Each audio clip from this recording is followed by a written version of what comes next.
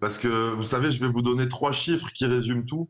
Le monde agricole aujourd'hui, c'est pratiquement 8 tentatives de suicide par jour. Ouais. C'est un mort toutes les 36 à 40 heures. Et c'est un peu plus d'une ferme qui disparaît chaque heure. C'est des Donc, chiffres si qui vous donnent voulez, le vertige. Ouais. vous trouverez pas un paysan en France qui a pas soit un ami qui s'est suicidé, Mm. soit un ami qui a tenté de se suicider, et qui a pas autour de lui des gens qui sont dans une grande précarité, dans une grande détresse, et pour qui on n'est pas inquiet qu'ils se suicident. Donc Mm.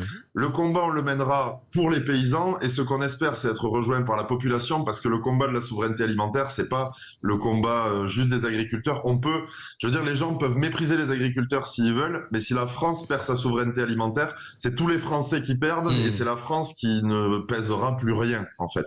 Et une fois qu'on aura perdu l'outil agricole, pour le recréer ou refaire quelque chose, ça prendra des années, ce sera ingérable. Donc là, vous avez parlé en préambule des élections chambres. Ben, comme l'a dit notre présidente Véronique Le Floch, ça va être un référendum.